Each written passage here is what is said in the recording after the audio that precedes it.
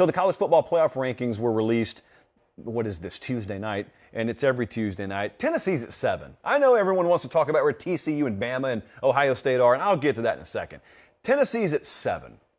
And I've been back and forth on a number of message boards, including our 24/7 Tennessee board, and we've been talking cordially but forcefully back and forth about where Tennessee should be.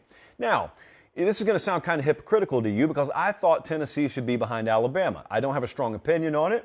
I didn't argue really a bunch because I don't think that there is a solid blank and it's not even close kind of argument to be had here. But I've got no problem with Tennessee being at 7 if, and this is the important second point here, if you tell me Tennessee is at 7 because they got blown out against South Carolina and you think that blowouts should carry a lot of weight, even above and beyond a close head-to-head win over the team in front of you. You and I could disagree on that, but I think at least reasonable minds can understand if someone thinks that being just totally pantsed on the road at South Carolina is detrimental to your college football playoff ranking, okay. That's not the worst precedent in the world to set. I don't think it's dishonoring or looking over head-to-head result. I think it's taking something else into account with head-to-head result. That I got a little problem with. This other thing I got a big problem with, and truthfully, I didn't watch the rest of the broadcast, so I don't know if Boo. NFL never has guys named Boo in authoritative positions. Only college football. Only in this sport do we have a Boo in the forefront of the decision-making process. But Boo it is. And so I started to boo before he even came on air tonight when I started to hear what I was afraid I would hear. And that is Tennessee at 7. Because why? They got blown out, but that's not where they ended. They also continued, and because Hendon Hooker's out. I am not going to yell and scream here because there are other folks in this business who already do that. But I'm a little angry on the inside when I listen to that. It's not going to matter here. It's not going to change the playoff this particular year. And once we expand it, half the sport's going to make it in anyway. Joke. I know my fractions, but a lot more teams are going to make it in, so maybe it just won't impact anything moving forward. But I've got a real problem. If that is indeed in the room, I got a real problem with a committee trying to tell me how much a player is worth. Because injuries are a part of this game, no different than catching a ball or dropping a ball. Injuries are a part of this game. I have less than zero interest in a room full of folks watching the sport, watching a player get injured as part of that sport, and then telling me they're going to knock their ranking, their subjective ranking of said team because they think they know how much that player is worth. You know how I know that committee has no clue how much Hendon Hooker is worth? Because Las Vegas doesn't know how much Hendon Hooker is worth. Oh, certainly they have a point assignation on him. 3 points, 4 points, 5 points, whatever it is. They've got a point assignation on him. But did you notice what happened this past weekend? Tennessee goes on the road, and they're favored by 14 against Vanderbilt. They still hadn't stopped scoring. I think it was 56-0, wasn't it, Colin? It was just a blowout. And so that was a Hendon Hookerless, Joe Milton-led Tennessee, favored by 14. That's the odds maker's number. That's the general expectation level. And they vastly exceeded, like 2 or 3-fold. So no one knew how much he was worth on that particular day. How can you tell me how much he's worth? Anyway, that really, really rubs me the wrong way. So we're going to start off on a negative note tonight. Now, as for the whole Alabama-Ohio State conundrum that was not, Ohio State was 5, Alabama is 6. I told you the other night, and apparently I stated it unequivocally, and I shouldn't have. I don't have strong feelings on this thing.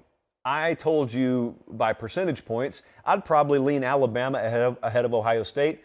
That's just how I view blowout losses. That's me. That's one man's opinion. Fortunately for you guys in Buckeye Land, it doesn't matter because I'm not on the committee.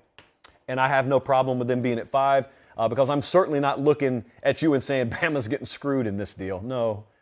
There's been a screw job in relation to Bama, but it's been internal there. It hasn't been external. They've done it to themselves.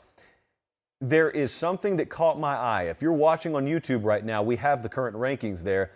I don't want you to look at the top 5. That's obvious. I want you to look at number 10. It's Kansas State. They play TCU Saturday. Big 12 championship game could very well be the most entertaining game this weekend.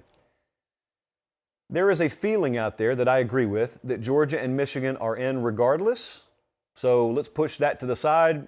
Don't care what happens Saturday. I think both of those things are true.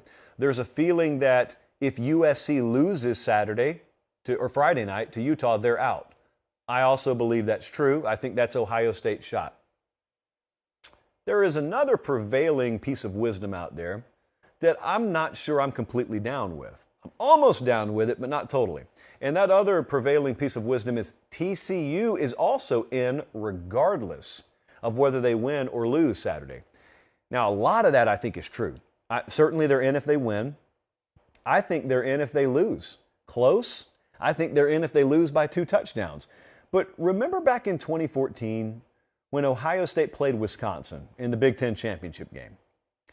And I so vividly remember this. I was at the SEC title game that year, don't even remember who it was. But I remember going into the stadium that day.